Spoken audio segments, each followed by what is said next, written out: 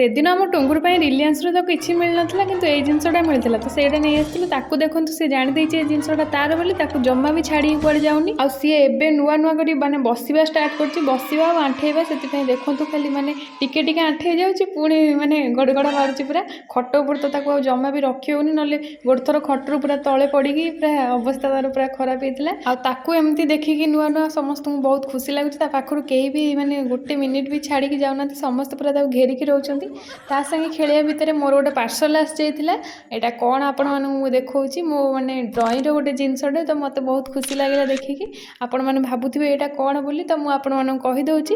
ଏଇଟା ହେଉଛି ଏକ୍ସଟେଣ୍ଡର, ମାନେ ୟାର କାମ ହେଲା ମାନେ ଆମ ଯେଉଁ ପେନସିଲରେ ଡ୍ରଇଂ କଲାବେଳେ ଛୋଟ ଛୋଟ ପେନସିଲ ଗୁଡ଼ା ସରିକି ଛୋଟ ଛୋଟ ହେଇଯାଏ, ତ ସେ ଛୋଟରେ ତ କରିବା ମାନେ କଷ୍ଟ ହୁଏ। ସେଥିପାଇଁ ୟା ଭିତରେ ପେନସିଲଟା ରଖିକି ଡ୍ରଇଂ କରିବାରେ ବହୁତ ସାହାଯ୍ୟ। ତ ଆପଣମାନଙ୍କୁ ଯେଉଁମାନଙ୍କୁ ଡ୍ରଇଂ ଅର୍ଡ଼ର ଦେବାର ଅଛି, ସ୍କ୍ରିନ୍ରେ ଆସିଥିବା ନମ୍ବରରେ ମେସେଜ୍ କରନ୍ତୁ।